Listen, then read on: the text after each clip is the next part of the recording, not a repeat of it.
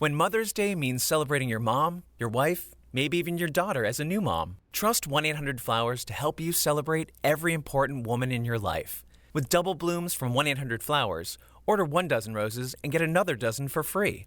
It's a simple way to give beautifully, with colorful blooms that make Mother's Day feel meaningful.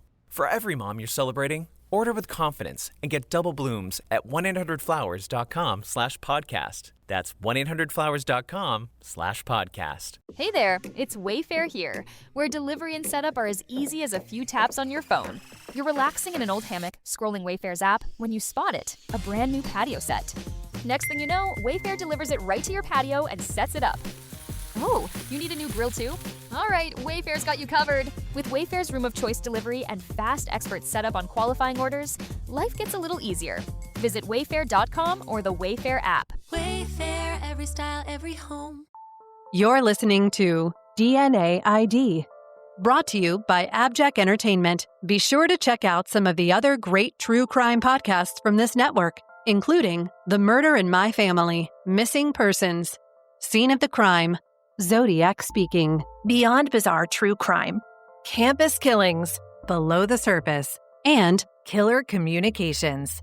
All of these podcasts are available for you to binge on right now, wherever you listen to podcasts. Subscribe where you're listening to this podcast so you don't miss an episode.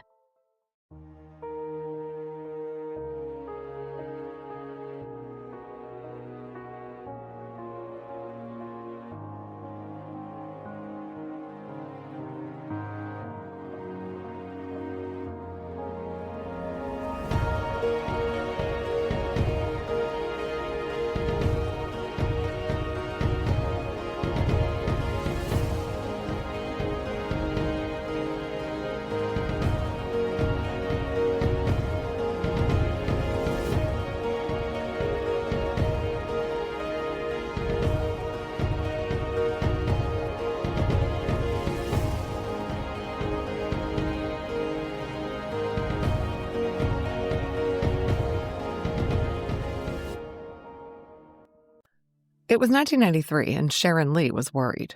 Her 15-year-old daughter Melissa had not come home.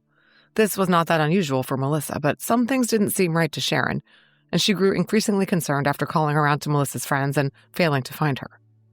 Sharon called the Snohomish County, Washington Sheriff's Office at 1:44 p.m. on Wednesday, April 14th. When the responding officer, Deputy Stan Breida, called Sharon back at 1:52, she told him the following. The previous day, Tuesday, Sharon had gone to work at her bartending job at the Pine Cone Cafe. After work, her live-in fiancé, Gary McClelland, had picked her up, and the two had hit some bars, played some darts, gotten some dinner, and then gone to a karaoke place. She left her daughter Melissa, age 15, at home, and Melissa was having her best friend Krista sleep over. Sharon called the house from work around 9:30 p.m. and spoke to Melissa. Everything was fine. Melissa told her her bestie Krista was coming over later to spend the night. But when Sharon and Gary arrived at the house after 2 a.m., Melissa wasn't there, and it looked like something might have happened. Sharon said that when she and Gary pulled into the driveway, the front door to the house was wide open. It was the middle of the night. That was the first sign that something was seriously wrong. And it only got worse from there. Gary told Sharon to stay there and went inside first. The house was empty, but the living room was a mess, with the couch cushions thrown around the floor, the red wooden coffee table overturned, and an ashtray, a jar of peanuts, and a glass of milk all spilled onto the floor. The brown telephone was off the hook lying on the floor as well. A radio was lying on its back. The family's pet macaw's cage door was open and the bird was free in the house. Sharon joined Gary inside once he gave the all clear. A thorough search of the house failed to locate Melissa, but a strong chemical smell permeated the house when the couple first walked in, to the point that they opened the windows to air the place out. Sharon did not call the police right then and there because Melissa was a bit of a handful, as she put it, and she assumed her daughter had sneaked out with friends after making a mess in the house. But she was still concerned and grew more so as the hours ticked by. In the morning, when Melissa didn't come home, Sharon started calling around to Melissa's friends. When no one had heard from her and she didn't come home, she finally called the police. She told them Melissa was missing from the family home at 19805 Filbert Road in Bothell, Washington. What was really weird was that all of Melissa's pairs of shoes were in the closet. No shoes were missing. And her coat was still there as well, as were her cigarettes. But she was just gone. Deputy Brita called around to Evergreen Hospital, Stevens Hospital, and the Denny Youth Center, but no one had any record of admitting Melissa. Much later that same day, around 7:30 p.m., Sonia Mounsey of Everett was out for a stroll with her friend and neighbor, enjoying the spring evening. Their walk took them along Mukilteo Boulevard and across the Edgewater Creek Bridge, 14 miles from the Lee home in Bothell. I don't know how the women spotted the body. It was 50 feet down below the bridge in a very brushy, overgrown gulch. The neighbor peered at it and said to Sonia, "Is that a mannequin?" "I don't think so," Sonia said. They walked briskly to a nearby convenience store and called the police. Everett Police Officer Gene Innes and Sergeant Wayne Meyer responded and verified that a body lay under the bridge. Sergeant Meyer carefully navigated the steep, brush-covered slope leading to the gulch. When he arrived at the body, he took the vitals of the young woman, but she was deceased. Choosing a different route to get back onto the bridge, crossing the gulch and climbing the other embankment, Sergeant Meyer secured the scene and called in reinforcements. Everett PD Detective James Duvall received the call at 8:15 p.m. When he got to the scene, in the 3800 block of Mukilteo Boulevard, the crime scene van was already there. The CSIs set up the generator and the lights on the bridge to illuminate the area for the investigators picking their way gingerly down to the body below. Detectives Fred Anderson and Al Herndon, the Snohomish County Medical Examiner Dr. Eric Kiesel, and officer and photographer Dee Johnson accompanied Detective Duvall down the slope to where the body lay. Officer Johnson photographed the scene, and then Dr. Kiesel examined the supine body. The Jane Doe was a white female, approximate age late teens or early 20s. She had long blonde hair with defined bangs. She was about 5'8" and between 125 and 135 pounds, the medical examiner estimated. She was wearing black socks with no shoes and gym shorts. Her bra and sweatshirt were pushed up over her breasts. She was muddy, scratched up, bruised, and bloodied. She'd been lying there for at least several hours. Fly larva eggs had been deposited in her nose and mouth area. Detectives responding to the scene observed broken vegetation stems and leaves above the victim and near where she lay, indicating that she had been thrown, pushed, or had jumped from the bridge above. They also identified a depression in the ground just below the bridge where presumably the impact had occurred. They also found 3 to 4 strands of blonde hair located on a log 10 feet west of the body. Another strand of hair was located on the ground 20 feet west of the body, and the vegetation and ground there were disturbed. And finally, one hair clung to the concrete bridge railing directly above the victim's location, which was 30 to 40 feet from the west end of the bridge. This all suggested that the young woman had been pushed, thrown, or jumped from the bridge and made contact with the ground in those 2 spots, 20 and 10 feet from the body, before coming to rest. Still inspecting the body, Dr. Kiesel pulled down the sweatshirt the victim wore, exposing her throat. There he saw ugly strangulation marks and a thin, bloody scratch. This girl had not jumped. This was a homicide. Dr. Kiesel took the body's core temperature around midnight, which suggested that she'd been dead about 24 hours. Once the medical examiner was done with his exam, the hands were bagged and the body wrapped in a sheet and zipped into a body bag, and firefighters used a line to pull the body up the slope to the waiting medical examiner van. Police in Everett had seen the missing persons bulletin issued earlier that day out of Snohomish County. The description of the girl in the gully was consistent with the description of missing 15-year-old Melissa Lee called in by her mom Sharon. On the morning of the 15th, Everett Detective Fred Anderson went to meet with Sharon at her workplace, the Pinecone Cafe. Sharon showed the detective a picture of her daughter and described the ring she was wearing. Hearing all this, Detective Anderson tentatively confirmed the identification, pending confirmation via dental records or prints. He told Sharon and her fiancé Gary that it was very likely Melissa that had been found in the ravine in Everett. Understandably, Sharon and Gary were too distraught to give a statement at that time. Snohomish County Chief Medical Examiner Dr. Eric Kiesel conducted the autopsy on Melissa on April 15th. She was brought in for autopsy wearing a gold ring and the clothes she was found in. These consisted of a San Jose Sharks sweatshirt, a pair of oversized orange and pink gym shorts, a white bra, black socks, and blue underwear. As I mentioned earlier, the sweatshirt and bra had been found pushed up over her breasts. Her underpants were found to be on backwards and pulled unnaturally high up in her groin area. She had mud and dirt pretty much all over her, on her clothes, on her legs, face, torso, arms, and in her hair. She had pieces of vegetation stuck to her and caught up in her tank top. The damage to Melissa's body was shocking. She was covered in heavy scrapes and bruises, bloodied and scratched from the underbrush her body had come in contact with. I noted a significant bruise behind her right ear, on her left breast, and on her left arm. On her throat, she had scratch marks that appeared to be from fingernails, as well as an ugly red area and a thin line where something had possibly been placed around her throat. Dr. Kiesel noted the marks around Melissa's throat, the internal damage to the strap muscles of her neck, and her broken hyoid bone, and concluded that she died from asphyxia due to manual and ligature strangulation. Observing the drag marks on her back, Dr. Kiesel concluded that she'd been dead before she was tossed over the bridge. It was notable that Melissa had no recreational drugs or alcohol in her system, but ethyl ether, acetone, and heptane were detected. Ether is a debilitating intoxicant that was used as an anesthetic at one time. It can render someone inhaling it unconscious and helpless. The manner of death was homicide. Dr. Kiesel noted one strange mark on Melissa. It appeared to be a rough letter C burned into the webbing of her hand. A rape kit was done, and fingernail clippings, head and pubic hair samples and combings, and a blood sample were collected, as well as the items of vegetation found on the body and in her hair, and foreign fibers from her clothing. So who was Melissa? Melissa Ann Lee was born in Artesia, New Mexico, on February 2, 1978, to parents Sharon and Aaron Lee. Aaron passed away, leaving Sharon with 3 kids: Eric, who was 17 when Melissa died, Melissa, and her sister Kelly, 4 years younger. Melissa's obituary says that she loved camping, fishing, and anything outdoors. She adored animals and enjoyed the company of elderly people.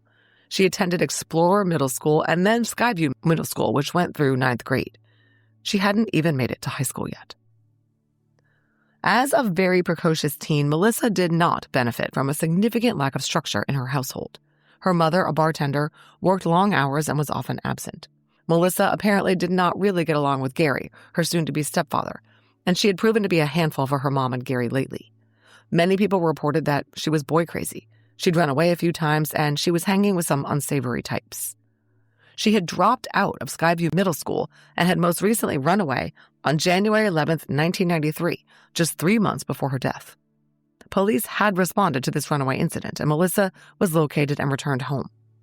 A lot of the behavior I read about would be egregious even for an older teen, but Melissa was just 15, and it's important to remember that. You will hear a lot of mention about a small amusement park in Edmonds, Washington called Funtasia, which was an arcade and gaming facility very popular with teenagers. Melissa spent a lot of time at this place and at the roller rink and the mall.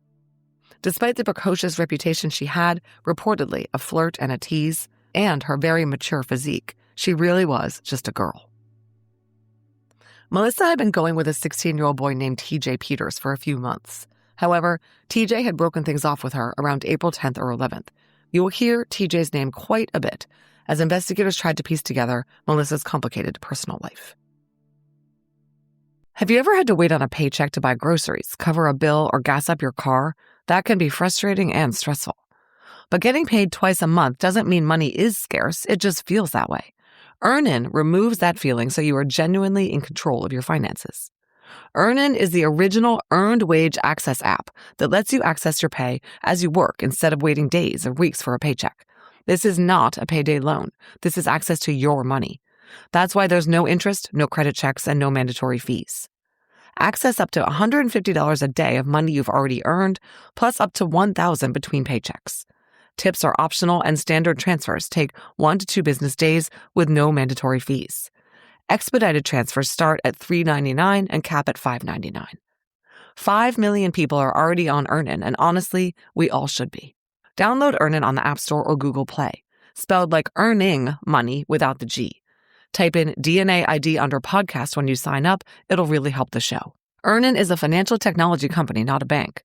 Access limits are based on your earnings and risk factors. Standard cash outs take 1 to 2 business days with no mandatory fees. Expedited transfers available for a fee. Tips are voluntary and don't affect the service. Available in select states. Terms and restrictions apply. Visit earnin.com for full details. The GLP-1 pill you've been waiting for is now on Ro. Yep, it's finally here. With the same clinically proven ingredient, now in a pill, and now on Ro. It's the first FDA-approved GLP-1 pill for weight loss at the lowest price available. That's one daily GLP-1 pill for big results. Now on Ro. Go to ro.co/listen to see if you qualify. RX only. Go to ro.co/safety for serious side effects and boxed warning associated with GLP-1s. Investigators at the dump scene at the bridge did their best to collect all evidence. Several fibers were collected from the bridge railing, and I already mentioned the hairs collected suspected to be Melissa's. It was not easy going, as the ravine and both slopes were thick with underbrush and littered heavily with debris, including bottles, beer cans, old real estate signs, and other types of garbage. They finally cleared the scene at 2:15 a.m. Detective Duvall and Detective Johns returned to the bridge on the 17th and searched both sides of the bridge, as well as the bottom of the gully, in case anything had been missed. Detective Johns wrote, quote, "After much slicing and hacking through the vegetation down in that area, we were unable to discover anything that might be in connection with Melissa Lee," end quote. They photographed some graffiti painted on the other side of the bridge bolsters, but found no additional evidence. Once they put together that the victim was the subject of a missing persons report, the Snohomish County Sheriff's Office and the Everett PD began a joint investigation into the murder of Melissa Lee. At 3 p.m. on April 15th, Detective Greg Rinta and Detective Rick Blake from the Sheriff's Office, and Detective Fred Anderson, Detective Robert Johns, and evidence custodian Deb Richardson from Everett PD went to the Lee home to perform an extensive search. Unfortunately, Sharon had already cleaned up all the mess that she and Gary had found when they returned home and found Melissa missing. Possibly for that reason, no helpful latent fingerprints were found. But the investigators searched Melissa's room and found some stuff, and they collected items found in the living room as well. Here are the items that were collected into evidence. A pack of Marlboro cigarettes and a lighter that did not belong to Sharon or Gary found on the living room floor. Melissa smoked Newports, so those Marlboros weren't hers either. The drinking glass with the spilled milk from the living room floor. A blue bandana from I'm not sure where in the house, but it was collected because no one recognized it. And blue was the color worn by members of the Crips street gang, which detectives thought might be relevant for reasons I will get into. Melissa's flowered address book, her daily calendar, papers from Melissa's bedroom found in the garbage and in the top dresser drawer that included letters to and from her boyfriend TJ, in which they discussed things like living the rest of their lives together, being in love, the problems Melissa had with TJ being interested in other girls, and so on. The investigators also collected the phone bill showing recent calls into and out of the Lee household and the answering machine tape. Since there was, according to Sharon, evidence of a struggle in the house, the detectives looked for signs of forced entry. They found the front door had been booted, such that the frame and door jamb were splintered at the lock. Canvass of the next-door neighbors, Mr. and Mrs. Rogers, did not shed much light on what happened. Mrs. Rogers said that over the past few months, she saw a lot of guys going to and from the home, and several guys going up to the window of Melissa's bedroom and knocking on it. But she said there was one guy who came over a few times alone, driving a light blue vehicle. She couldn't give a good description, but said he was a white male. The clothing Melissa had been found wearing was analyzed by detectives utilizing an alternative light source, which detected several fibers on Melissa's bra, both socks, shorts, sweatshirt, and the sheet she was transported in. Melissa's mom, Sharon, was interviewed multiple times by detectives from Snohomish County and Everett PD. She spoke specifically with Sheriff's Office Detectives Greg Rinta and Rick Blake and Everett Detective Fred Anderson. She told them about Melissa, and what she had to say would cause the investigators to cast a very wide net in their search for a suspect. Basically, Sharon said that Melissa was very rebellious and they had had a lot of trouble with her over the past year or two. She said Melissa had run away a few times and that nothing that detectives could tell her about what her daughter was up to would surprise her. The family had even relocated to their current residence in order to get away from what Sharon indicated were gang-affiliated people her daughter was hanging out with. She said Melissa had been involved with a number of older men. She told them about one time when a man called the home looking for her daughter, and Sharon found out that he was 42 years old. The man told her that Melissa was representing herself as being 26. She wasn't even close to 16. Furthermore, over the past 3 weeks, the family had been getting anonymous phone calls on the house phone, conveying death threats to Melissa. Sharon had no idea who the caller was. Sharon also related an incident that had happened on April 3rd when she said a carload of Crips had driven by their house after following Melissa home. Sharon was asked about what Melissa was doing that last day and evening, Tuesday, April 13th. Sharon was at work, but said Melissa slept very late, according to Gary, who was home that morning, and Melissa had no plans to do much of anything that day. Her bestie, Krista, was supposed to come over and spend the night later, but that was it. Sharon said that the clothes Melissa was wearing when she was found were her lounging at home clothes.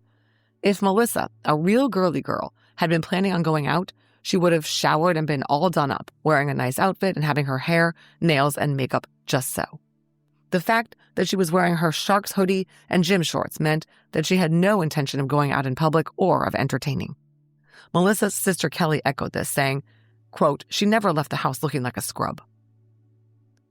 So all that seemed to indicate that Melissa was not expecting whoever came to call.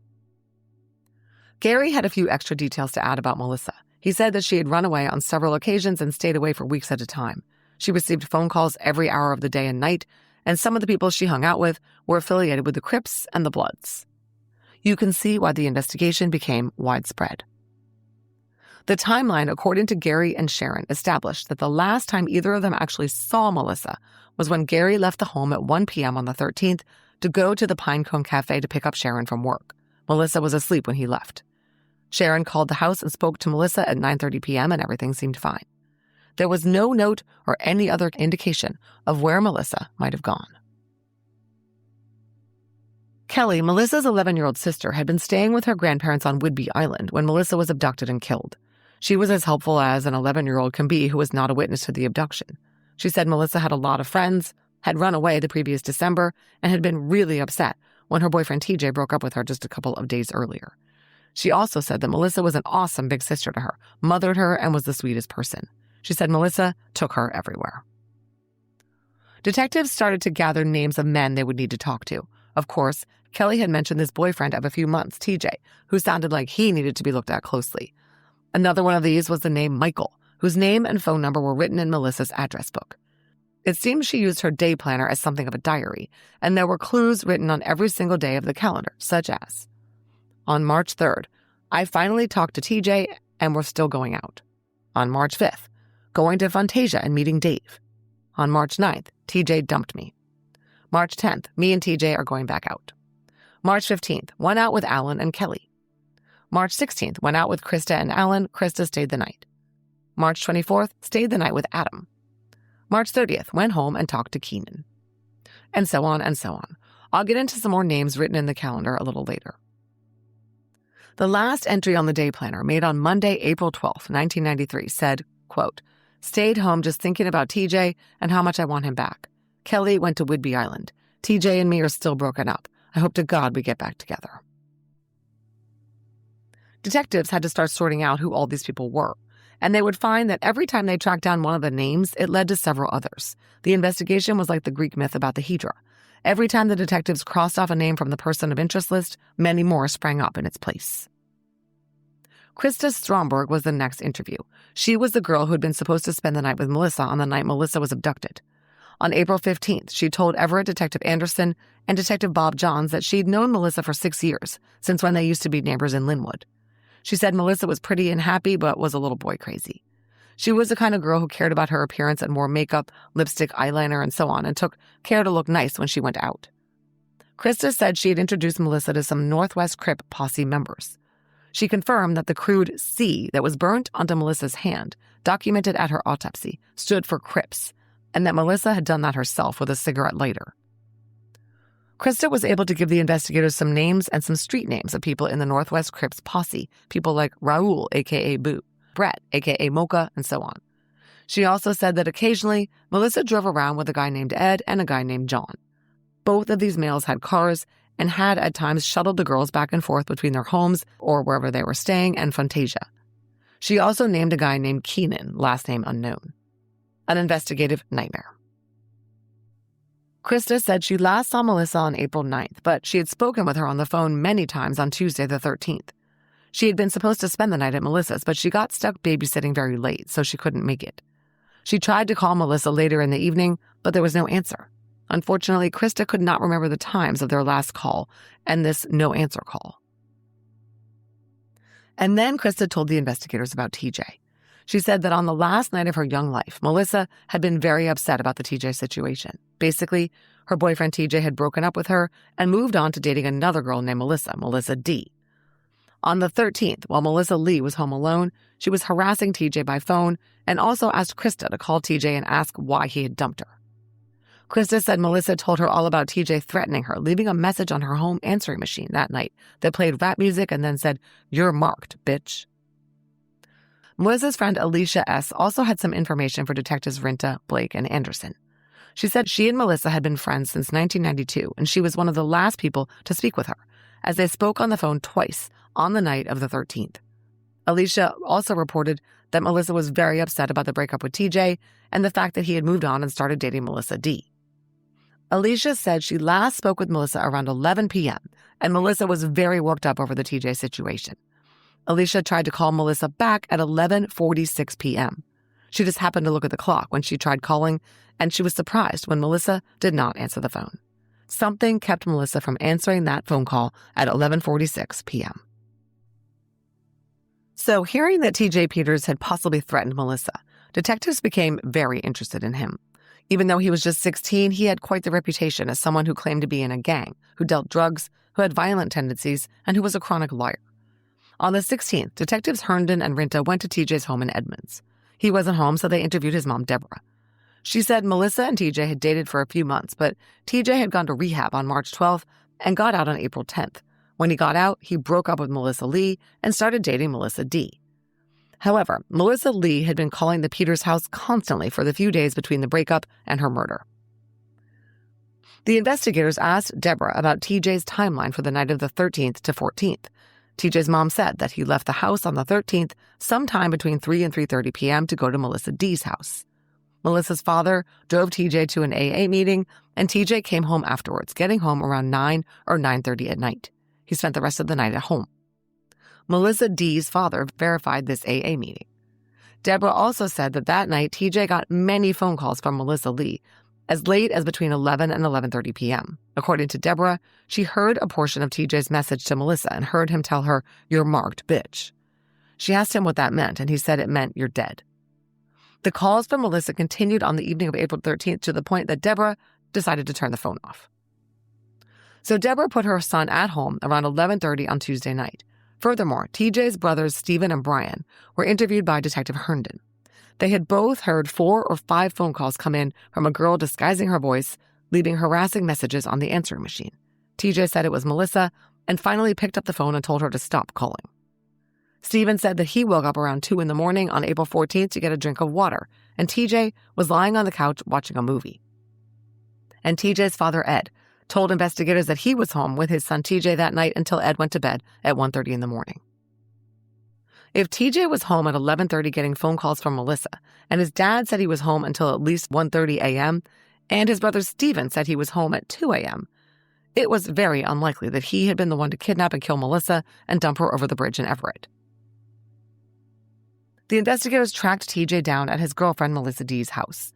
TJ himself was interviewed a number of times, and his story was always that he was home that night at his parents' house.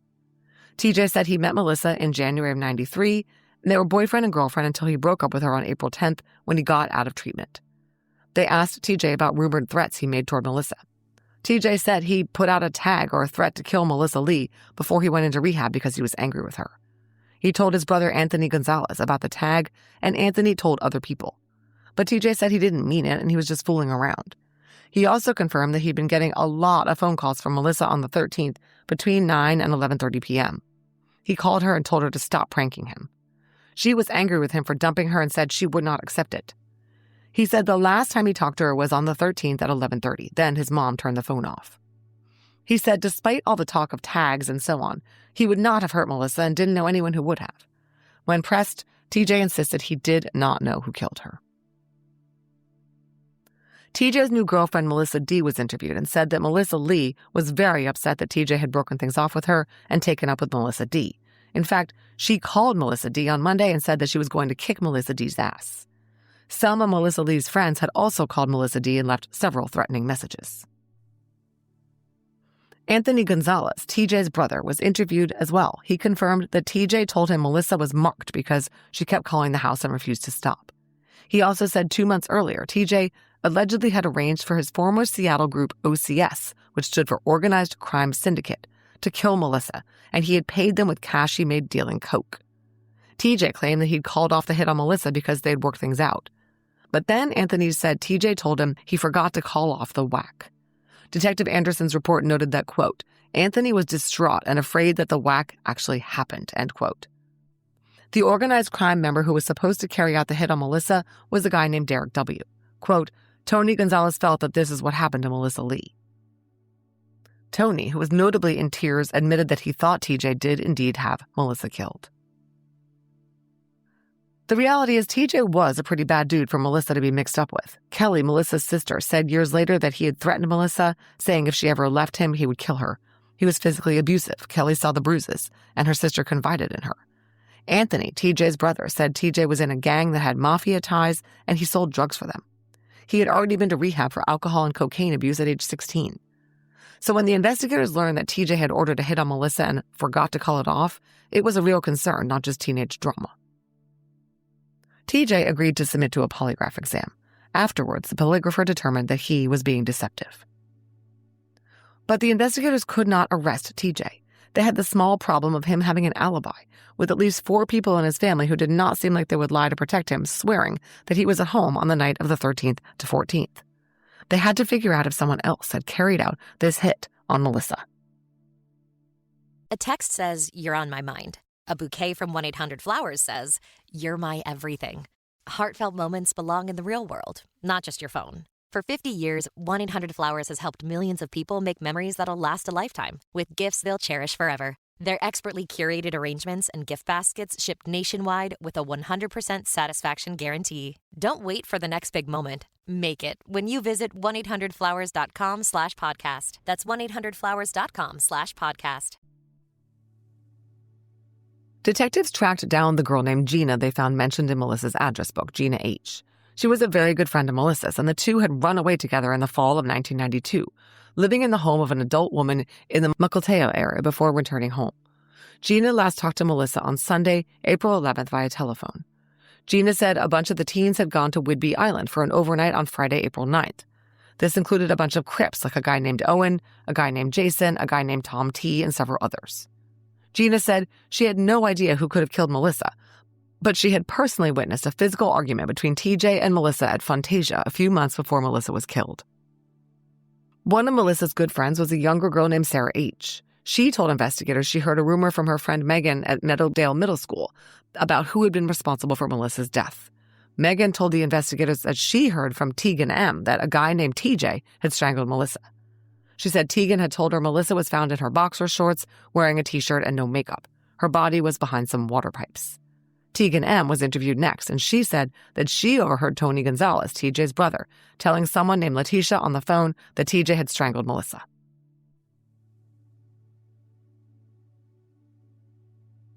Investigators turned their attention early on onto this guy Tom T. They learned his name because he had called the Lee home on Thursday while the detectives were there conducting their investigation at the house. They met him at a local diner for an interview. Tom T. said he met Melissa about 2 months earlier at Fantasia in Linwood. He dated her for 5 days over spring break, but she broke up with him because TJ had asked her to go back out with him again. Tom said he's considered Melissa a friend, and he quickly forgot that she'd thrown him over for TJ. Melissa had called him very upset and told him that TJ left a message on her answering machine with a rap song and then "You're marked, bitch." This meant that someone was going to kill her, possibly TJ himself. At Melissa's request, Tom called TJ and told him to stop pranking her, and TJ said she was the one repeatedly calling him.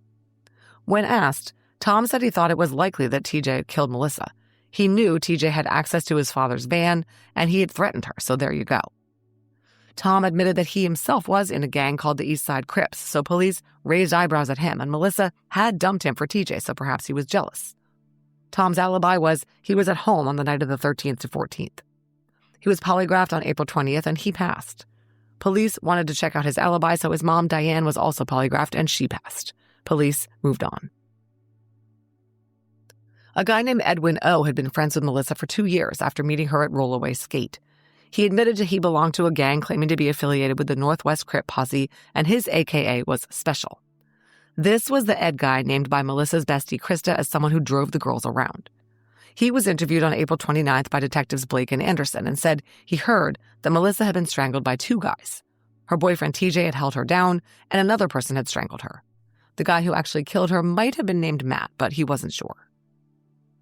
Investigators interviewed a teen named John B., who was incarcerated in the Denny Youth Center. He said he knew Melissa for 2 years and had met her at the skating rink. He was also gang-affiliated with the inner-city hustlers. He had heard from a guy named James C. that the Hoover 74 gang, a group of Crips that hung around in the Everett area, killed Melissa because she wouldn't have sex with them. They strangled her and threw her off a bridge. Detective Rinta tracked down this James C., and he denied saying that, but then said he thought he had heard that information from a female friend of Melissa's. He couldn't remember who. Demetrius D. had been named by several people as running with the Acacia Block Crips. The investigators got his name from a Jesse F., who had been arrested on a separate warrant and told detectives he had information on how and why Melissa had been killed. He said this guy Demetrius had been upset that Melissa Lee had broken up with him and told his friends the bitch got what she deserved. Detectives asked Krista, Melissa's bestie, about him, and she said that Melissa mentioned a guy named Demetrius that she met at Fantasia, someone she liked. Detective Anderson tracked down this Demetrius and interviewed him. He said he didn't even know Melissa Lee and did not recognize a picture of her, although he admitted it was possible he'd met her at Fantasia as he used to hang out there a lot. He claimed to have an alibi for the night of April 13th to 14th, but it was clear that the investigators were giving the side eye to Demetrius because they showed a lot of people his photo to see if they recognized him or had ever seen him with Melissa. They also asked him to take a polygraph exam, which he agreed to. He passed. Then there was Adam S., a name also found in Melissa's address book of a guy who had dated her for a very short time. She had spent the night at his place on March 24th, according to her calendar. Adam said Melissa had called him a couple of days before she died, in the April 7th to 10th timeframe, and told him she was with a group of guys and she was in trouble. She needed him to pick her up in Everett. She told him that the guy she was with wanted to have sex with her and he was doing crack cocaine and she was scared. Adam couldn't pick her up because he was driving to work at his shift at Dairy Queen. He never heard from her again. Detectives had no idea who the crackhead was. Just days after the murder, detectives got a tip from a Lieutenant Hawes at the Snohomish County Jail. Inmates there were talking about someone possibly having Melissa killed. An inmate told them that a cellmate had been communicating with Melissa Lee prior to her death. This turned out to be a guy named Michael, who was in jail on forgery charges. Detectives Blake and Anderson questioned Michael in jail, and he said he did indeed know Melissa, whom he called a sweetheart. He had asked her out a couple of times, but they'd never dated because she was dating his best friend TJ. Michael admitted he had contact with Melissa via the jail telephone, and the two had written letters back and forth. Michael couldn't have killed Melissa because he was in jail, and he didn't know who did, but he had heard someone had carried out a hit on her. It was maddening. The circular rumors, the finger-pointing, the games of telephone. The investigators chased down as many of these rumor mongers as they could, but they were never able to identify any source of the rumors who had any actual concrete information. And I'm leaving out scores of names, like Conrad W., a member of the Crips whose name was tipped to police. Keenan P., who had dated Melissa for a hot minute earlier that year after meeting her at Fantasia. And Robert H., who had been heard telling people Melissa was strangled with a phone cord. He turned out to have dated Melissa, but could not be connected to her murder. Before the investigation was even a week old, several people had been polygraphed: Anthony Gonzalez, TJ, Tom T., and Demetrius D. They were all asked some variation of whether they were involved with Melissa's death or if they had killed Melissa. All but TJ passed, but whatever he was hiding, the investigators could not uncover it. On April 22nd, detectives Herndon, Blake, and Anderson attended Melissa's funeral and noted all the license plates. Afterwards, they pulled TJ, who had attended, in for another interview at the Snohomish County Sheriff's Office. They again confronted him about the threat he'd made to Melissa, and he said that he'd made the threat, but he didn't mean it. He said he talked to Melissa quite a bit on the 13th, and it seemed like they were agreeing to be friends with each other. He repeated his alibi that he was home at his parents' residence on Tuesday evening and stayed in all night. When they asked him who he thought killed Melissa, he said he didn't know, but that she had been involved in things that she shouldn't be and was killed as a result of that. The investigators plodded on, holding meetings every few days to compare notes since 2 agencies and multiple detectives were involved. I will say the authorities dedicated a lot of manpower and resources to Melissa's case. There were just so many names and so few reliable narrators. Once they ran down all the names being reported to them as knowing Melissa, having a beef with Melissa, having dated Melissa, and or being in a gang and possibly having targeted Melissa, they turned to another possible suspect pool. On May 17th, Sheriff's Office Detective Rinta and Everett Detective Anderson split up Melissa's address book and started calling the phone numbers written in it.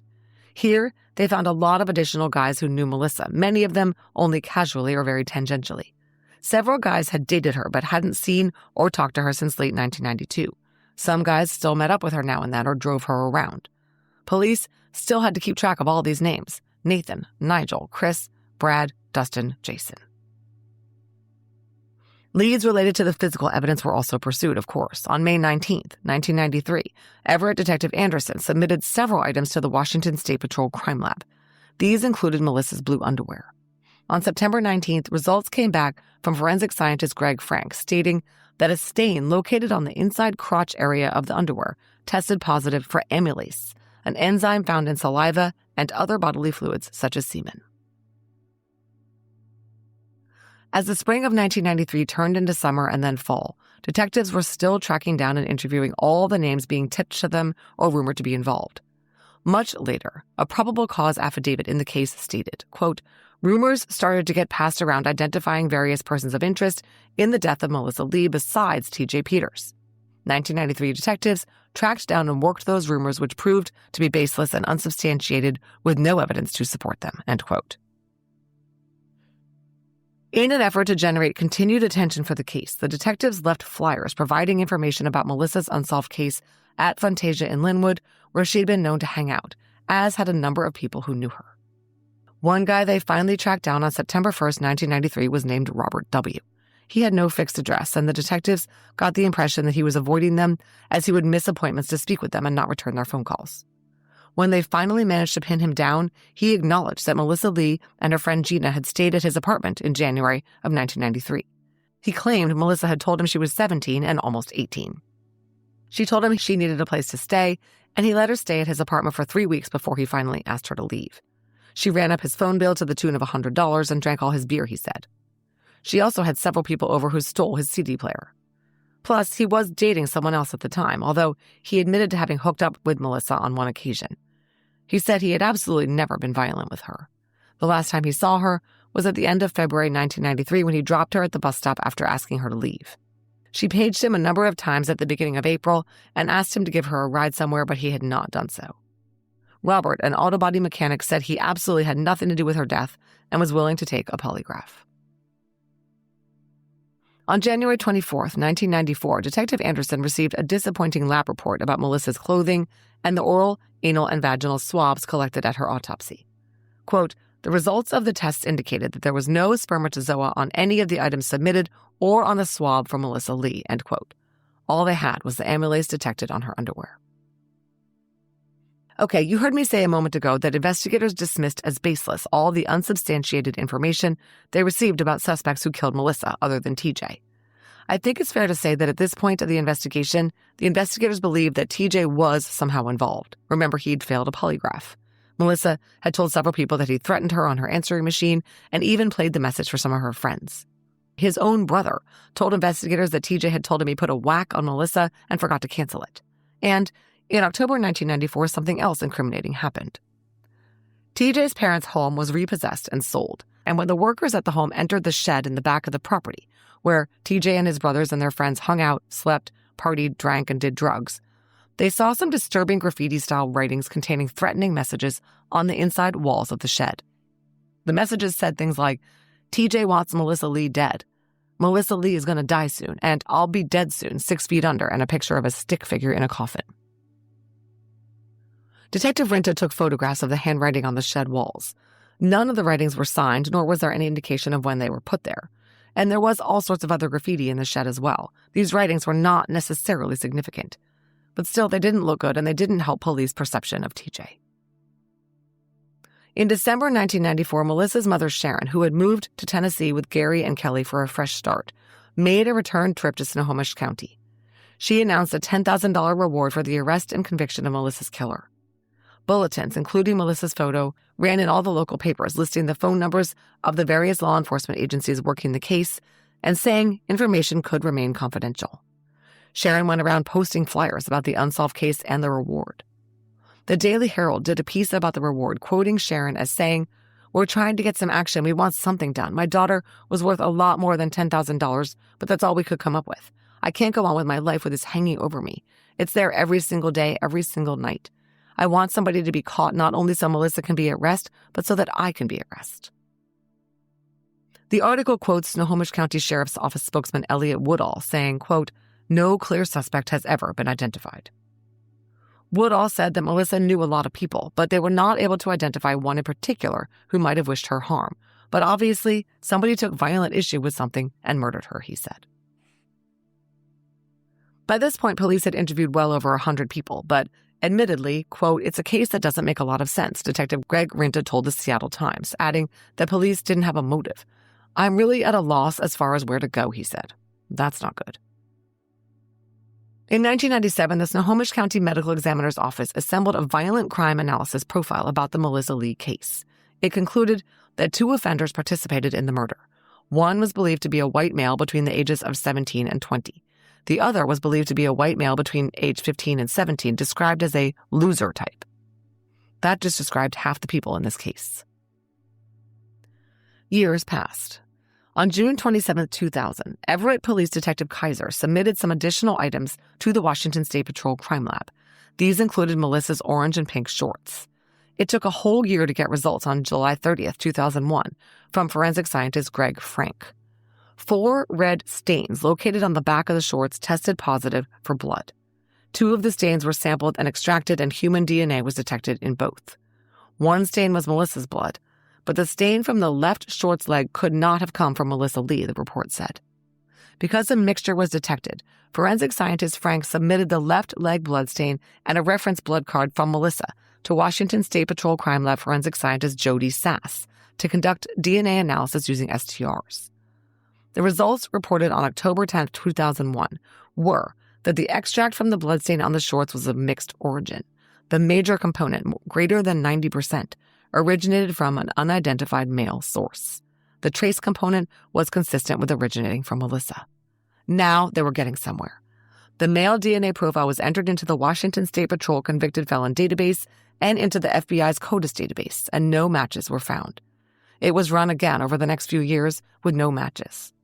It continued to fail to generate any matches even after 1999, when the DNA profile of T.J. Peters, Melissa's on-again and off-again boyfriend who was a suspect, was entered into CODIS after he was convicted in a felony theft case. TJ didn't do it. Someone else had bled on the shorts Melissa was wearing when she was killed. In 2008, 15 years after Melissa was killed, the Daily Herald did an expose under the headline, "93 Slaying Hangs Over Mother's Life." The article talked about Sharon's anguish over her daughter's unsolved murder and said that detectives had identified a suspect after Melissa's slaying but never got enough evidence to prove that he killed her. This was referencing TJ. At this time in 2008, Melissa was being featured as one of 52 cases in the state's first deck of cold case playing cards. She was the king of diamonds. More than 3,000 decks of the playing cards were distributed in prisons and jails, and inmates were promised a $1,000 reward for information. Okay, now for the modern investigation. The original missing persons report from Melissa had come into the Snohomish County Sheriff's Office, but because she was found in Everett, her case was mostly worked by Everett PD. Now, when the Snohomish County Sheriff's Office started its cold case team, the case was reassigned to them. In 2011, Snohomish County Sheriff's Office Detective Joseph Dunn was assigned to assess the physical evidence in the ice-cold Melissa Lee case. He submitted to the Washington State Patrol Crime Lab nail clippings from Melissa's right and left hands, as well as the dark blue bandana found in the house and believed to not belong to the family. Gary Frank issued his report on July 9, 2012. No male DNA was found in the extracts prepared from the fingernail clippings.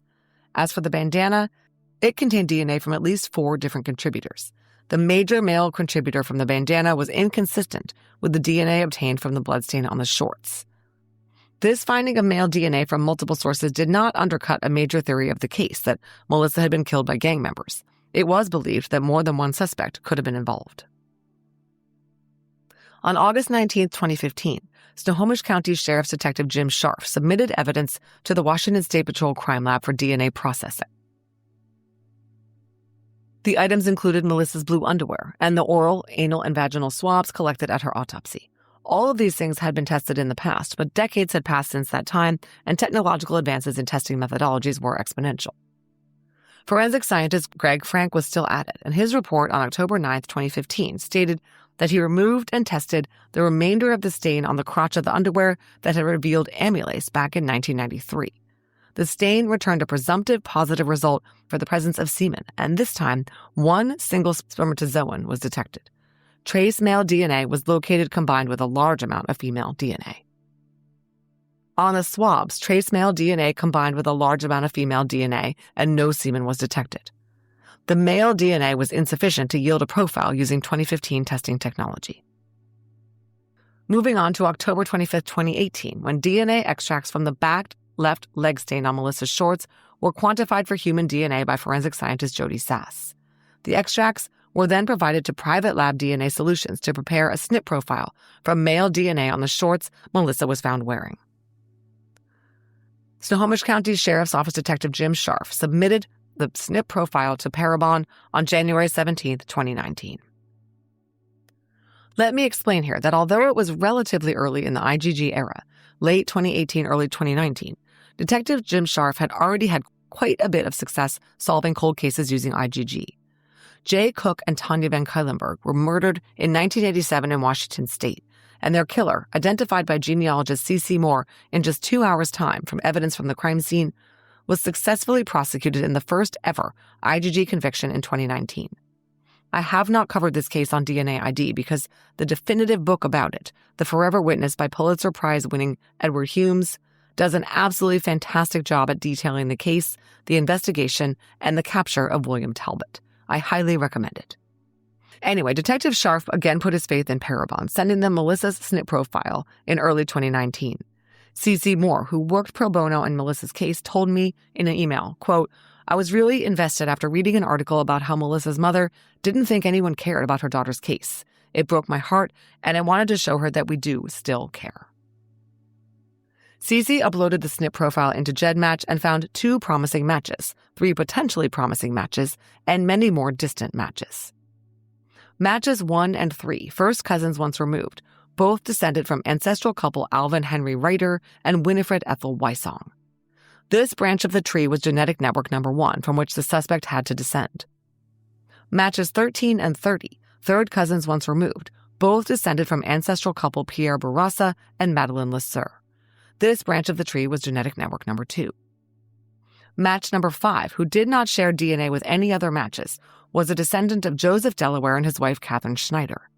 CC could also see that Joseph and Catherine's daughter Mary Ann married a grandson of the ancestral couple from genetic network number 2. Since the suspect shared DNA with both match 5 and the members of genetic network number 2, this indicated that he was descended from this marriage linking match number 5's family with genetic network 2. And the great-granddaughter of the genetic network number 2 ancestral couple, named Donna Lee Bailey, married the grandson of ancestral couple number 1, Dale Edward Dean. Donna and Dale had only one son.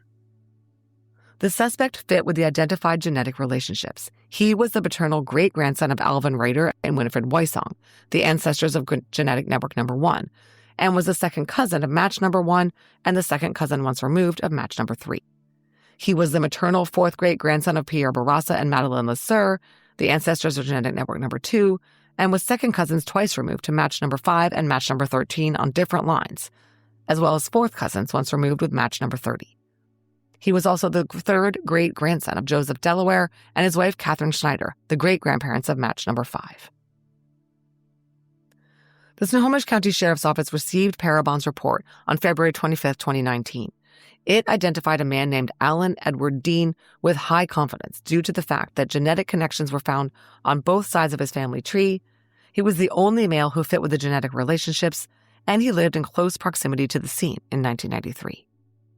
Cece told me the whole thing took only a few hours, thanks to the robust matches she had to work with and the fact that the suspect was the only son born to the marriage linking the genetic networks.